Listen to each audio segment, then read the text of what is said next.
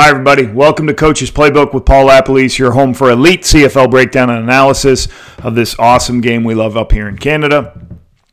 All right, today this is going to be a breakdown of basically what happens before a game for the players. When they get to the building, what time, what happens, their warm-up, their pregame warm-up, what goes into that. I think people like kind of the behind-the-scenes stuff, so we'll break down what that looks like. I was thinking about this because I'm going to be at the stadium early. Today I'm going to be filling some pretty big shoes because I'm going to be the color analyst for CGOB Radio out of Winnipeg, filling in for Doug Brown. So I'll be on the pregame show and I'll be doing color. My first time at radio. I've done a couple on television, but it's good reps for me. Tomorrow there'll be two Hamilton Tiger Cats playbooks launching. One's exotic pressures and fronts that I just did in the offseason, didn't have a chance to put out yet, and some of their run game stuff we talked about last week. And on Saturday, Sean Bain, we're going to break down his 3 touchdowns, which I see Ben Grant, who does a really good job on Third Down Nation, has already broken him down. He beat me to the punch, but I'll post that. I did that a couple days ago. I just haven't posted it yet. I'll post it on Saturday. So looking forward to it. Looking forward to being down in the stadium tonight and just being involved with CFL football in Ottawa. Here's the thing. Make sure you subscribe to the channel. We went over 300 followers, but look at this stat right here. I'm pointing up to this stat right here. I found this learning the analytics and all that stuff. How many people are watching but not subscribing, right? Make sure you do. Yeah, you got in Transcona, you buddy. Make sure you subscribe. White City, you too, buddy. Make sure you're subscribing. Right? Please subscribe to the page. Let us know you like what you're seeing. Let's just think about doing more. Turn notifications on. Okay, let's open the playbook for pregame routine for the players.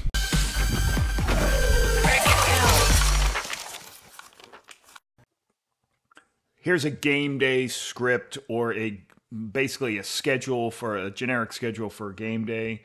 For me with the Red Blacks, so, very similar. A lot of teams are going to be similar to this. They may come out a little earlier. They may leave a little earlier. But pretty standard operating procedure. So first and foremost, arrive at the stadium, 5 o'clock. So you want to get people in the building, make sure nobody's injured, make sure nobody's got anything that's come up so we can make sure our roster's set and taken care of. So usually 2 hours before. Some teams do 2.5. Some players are going to get there at 3 o'clock. It's just the way. Like some players, the O-line's getting there early. They're going to be there early, and they're going to be sitting in their lockers at 3 o'clock.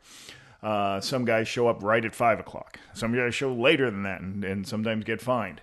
But everybody warms up differently. 6 o'clock, specialists. So for 15 minutes, and usually they would have started even before this, kickers, punters, holders, long snappers, they go out on the field and they're going to just start kicking. The punter's going to see how they can punt with the wind, into the wind.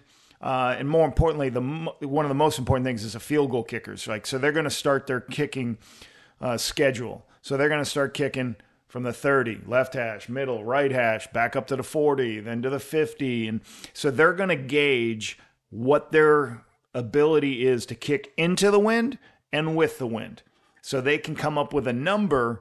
They say, hey, if the wind stays the same, this is my number. They give it to the special teams coordinator. Whether the special teams coordinator trusts that number or not, that's up to him.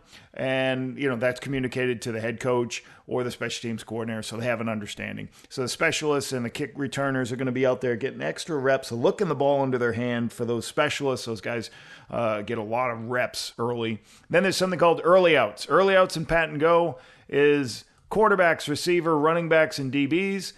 They go out on the field and catch footballs. So you have 2 lines. Let's say 8 receivers in one receiver DBs one line, 8 in the other side, 2 quarterbacks, and the quarterbacks throw the balls back and forth, and the guys go down, catch it, and then they go to the other line. So that's about a 5-minute warm-up. Just make sure everybody sees the ball in their hands. Quarterbacks get warmed up, go through that part of practice. Team stretch. Then the offensive and defensive line will come out. So when team stretch happens, they get all together. 8 minutes, dynamic stretching. They do some stretching on the ground. The strength conditioning coach will get them warmed up and ready to play the game. And then players will usually come together with some big breakdown. One of the Leaders of the team will talk to the team and get them fired up and ready to go. Indy, 5 minutes of Indy. Now, the problem with the field, you only got half the field. So you got your whole team. So O-line, D-line got to go in the end zone. The running backs are usually in the end zone. DBs, receivers, quarterbacks end up on what's left of the field because we only have half the field. The opponent has the other half. So a lot of times you're going to see them warming up, but it's a constricted area. Individual, so DBs are going to backpedal, catch footballs. Running backs are probably going to do some ball security stuff. O-line, D-line are going to do what the O-line, D-line coaches want them to do from a warm-up perspective. Quarterbacks, receivers, they're going to throw the route tree, so they're going to start with hitches and then go to slants and then go to something deeper, and then so the quarterbacks are going to get some reps of throwing with their receivers, continue to get warmed up. Skelly, pass rush. What pass rush means is the offensive line and the defensive line are going to go into the end zone, and then they're just going to start doing one-on-one pass rush to just get a couple extra reps with some speed. And skeleton is pass skeleton, so that you have a group of, it's called skeleton because you have a skeleton crew. You don't have everybody. You have quarterbacks, receivers, running backs, defensive backs, linebackers, and you're going to run 6 plays. 2 on the left hash, 2 on the middle hash, 2 on the right hash, and that's what you're trying to get through. Quarterbacks will call this, at least for me. I didn't want to call the plays here. I would have said, hey, call whatever you want to work on, call whatever reps you need. Starting quarterback, maybe take 4 of those. Some teams do 7. So after that, Skelly and pass rush, we would run into the end zone. You would run down to where you see your defensive line and O-line there. They get together. We're going to run some team plays. So we get everybody together, same thing, left hash, 2 plays, run the ball, throw the ball. Defense lines up, gets a line, plays a coverage. Quarterbacks call a play. We'll go 2 on the left hash, 2 in the middle, 2 on the right. Go through all that stuff. After team, I don't have it written here, but what we would always finish with is 1 field goal. So we would have the field goal team out. They would kick a field goal. And then that you would be off the field. You have to be off the field by 6:42. Once you get off the field, I would have talked to the team. That's when I would have given my pregame talk to the team.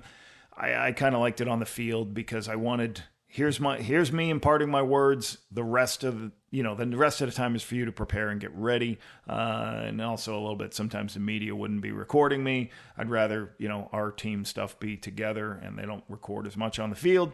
But more than anything, it's like once I've talked to them, that's their time to get prepared and ready. A veteran player told me years ago, and I never forgot this, and I thought it was great because he told me he had a coach who used to keep coaching him all game day right up to the last minute. And the player said, hey, I'm a professional. I am ready.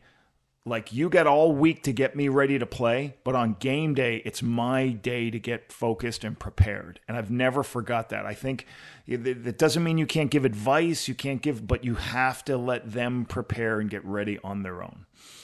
So the next thing that goes, so that's what happens on the field.